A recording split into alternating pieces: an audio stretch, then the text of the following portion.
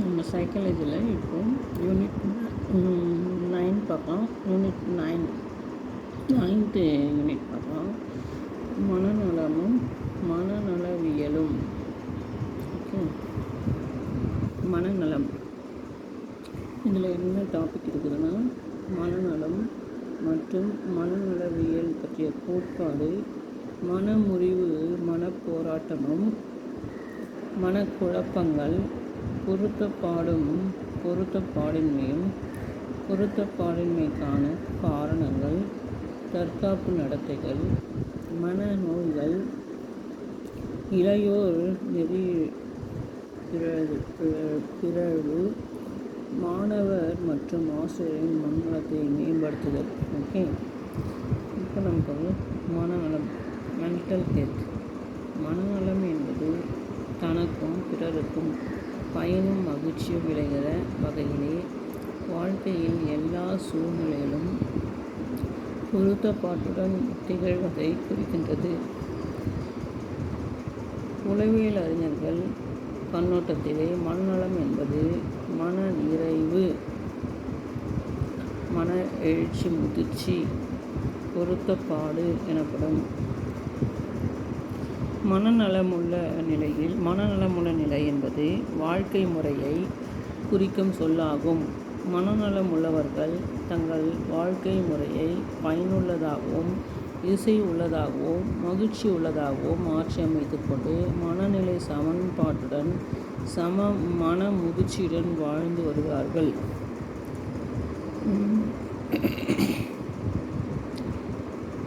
ஹைட்ஃபீல்ட் என்பவர் மனநலம் என்பது ஒருவனது ஆளுமையின் நிறைவான இசைவான செயல்பாட்டை குறிக்கின்றது என்கிறார். வாட்சன், கிங் ஆகியோரின் கூற்றுப்படி, ஒருவர் நடத்தை பிறழ்ச்சிகள், பிஹேவியர் டிசார்டர்,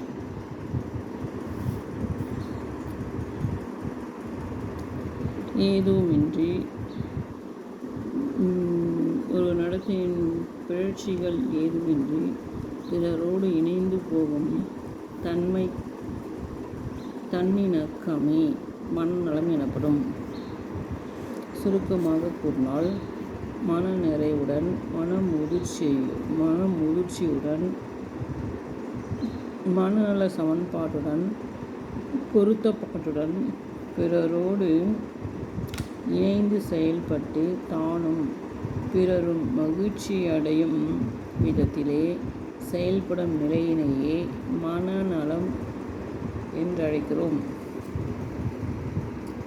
மனநலம் தீர்மானிக்கும் காரணிகள். மனநலமுள்ளவர்கள் மன நிறைவுடனும் மன முதிர்ச்சியுடனும் பொருத்தப்பாட்டுடன் செயல்பட்டு தனக்கும் பிறருக்கும் மகிழ்ச்சியை தரும் விதத்தில் செயல்படுகிறார்கள் என்ற உண்மையை நீங்கள் அறிந்திருப்பீர்கள்.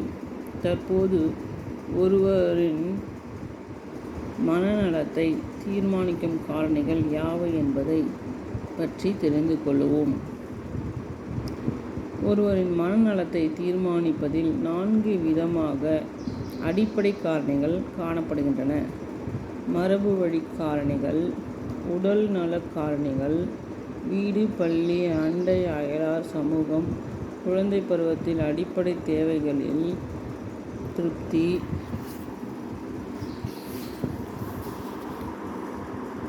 மனநலமுடையவர் பண்பு நலன்கள்.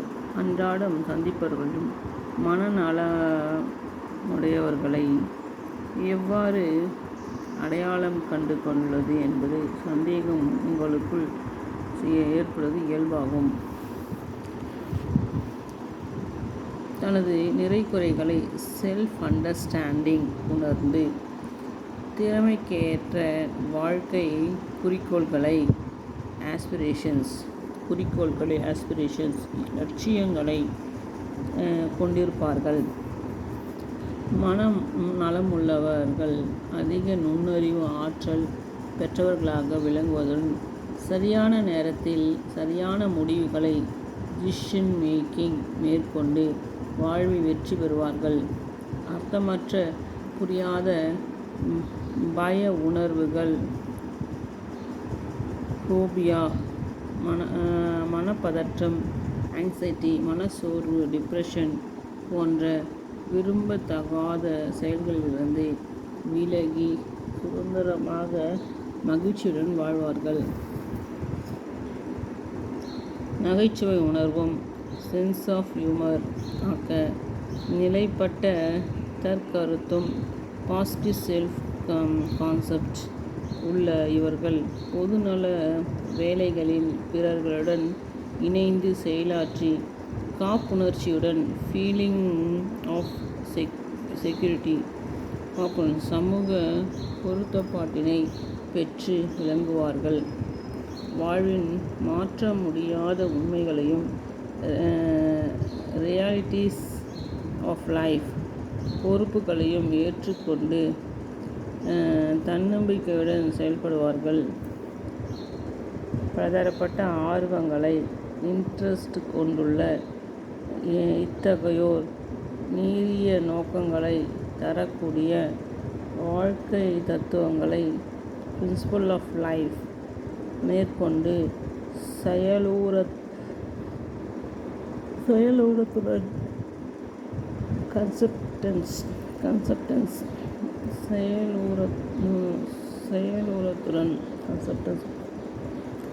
விடாமுயற்சியுடன் கமிட்மெண்ட் அண்ட் ஸ்ட்ரைவிங் விடாமுயற்சியுடன் செயல்படுவார்கள்.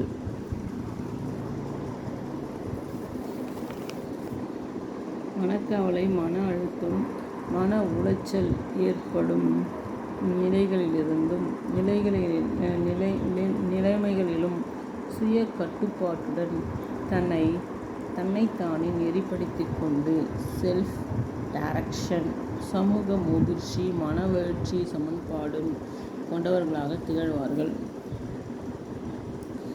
மாணவர்கள் மனநலம் வளர்ப்பதில் பள்ளிகளின் பங்கு என்ன?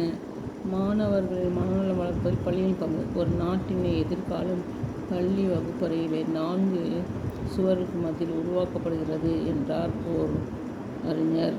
உண்மைதான். பள்ளி எனப்படுவது சமுதாயத்தின் சுருங்கிய லட்சிய பதிப்பாகவே செயல்படுகிறது என்றால் மிகையாகாது.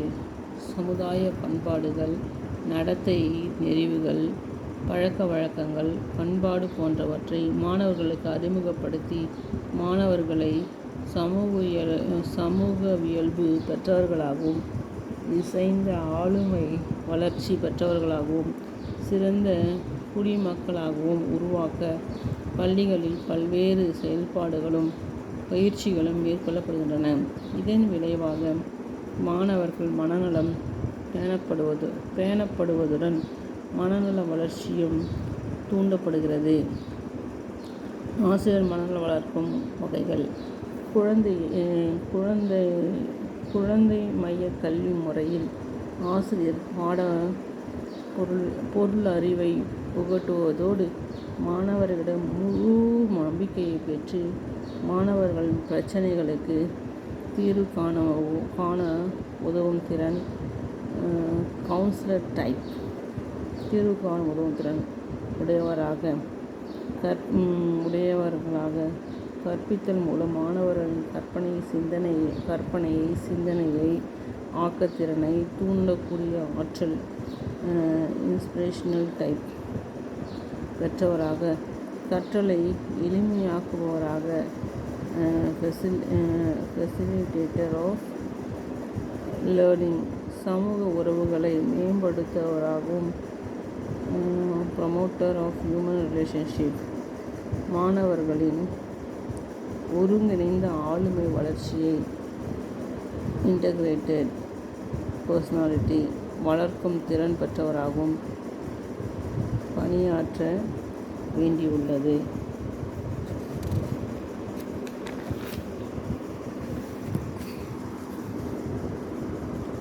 மனமுறிவு.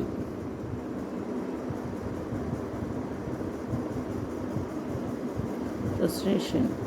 மனிதர்கள் தனது தேவைகளையும் இலக்குகளையும் கோல்ஸ் அடையும் முயற்சியிலே வெற்றி பெற்றால் மகிழ்ச்சியும் அடைவதில் இடையூறுகளையும் தடைகளையும் சந்திக்கும் போது மனமுறிவினை அடைகிறார்கள்.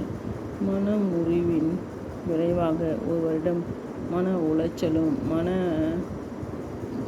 மனக்குலைவும் மென்டல் ஸ்ட்ரெஸ் அண்ட் ஸ்ட்ரெயின் மனப்போராட்டமும் ஏற்பட்டு மனநலம் வெகுவாக பாதிக்கப்படுகிறது. மனமுறிவு விளக்கம். மனமுறிவு ஒருவரின் உள்ளத்திலே அச்ச உணர்வையும் குற்ற உணர்வையும் தோற்றுவிக்கிறது. ஒருவர் அன்றாட வாழ்க்கை செயல்பாடுகளில் ஈடுபாடு காட்ட முடியாத நிலையை உருவாக்கும் ஆற்றல் கொண்டது. மார்க் கிங் ஆகியோர் கருத்துப்படி ஒரு குறிக்கோளை தேவை விருப்பம் போன்றவை அடைய முடியாமல் தடுக்கப்படும் போது மனமுறிவு ஏற்படுகிறது. 0 மனிதன் + குறிக்கோள். தடைகள். செவ்வக வடிவம் என்பது சுற்றுச்சூழல். வட்டம் என்பது மனிதன். ப்ளஸ் என்பது தேவை. விருப்பம் இலக்குகளின் ஒன்றை குறிக்கும். விருப்பம் தேவைகள் ஒன்றை குறிக்கும். செங்குத்துக்கோடு என்பது விருப்பத்தை அடைய விடாமல் முறியடிக்கும் தடைகளாகும்.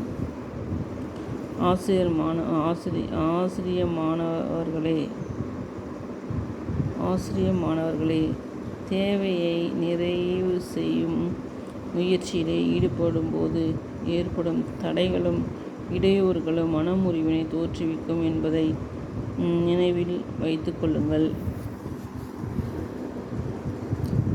ஒருவரின் மனமுறிவினை தோற்றுவிக்கும் பல்வேறு வகை தடைகள்.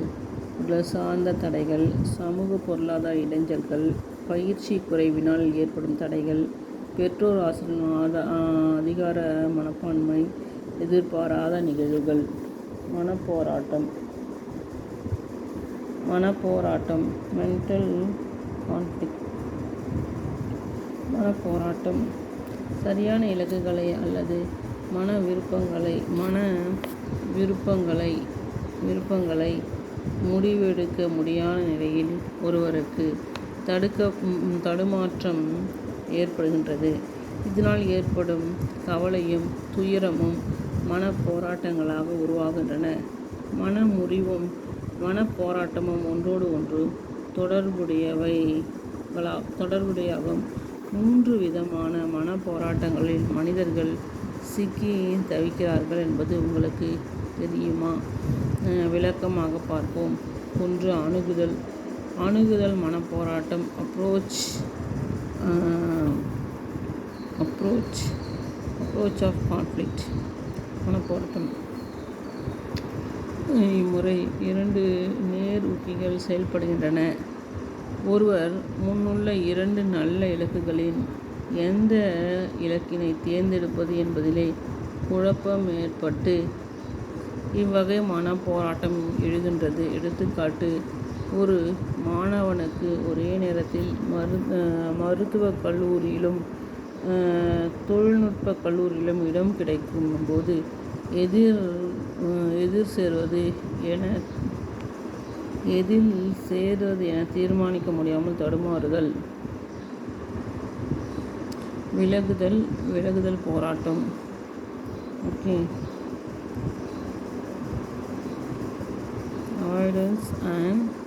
Avoidance conflict.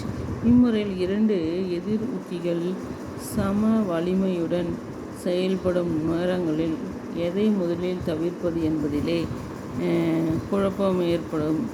இவ்வகை மனப்போராட்டம் விலகுதல் மனப்போராட்டம் என்று அழைக்கப்படுகிறது. அதுக்கு எக்ஸாம்பிள் சொல்கிறாங்க.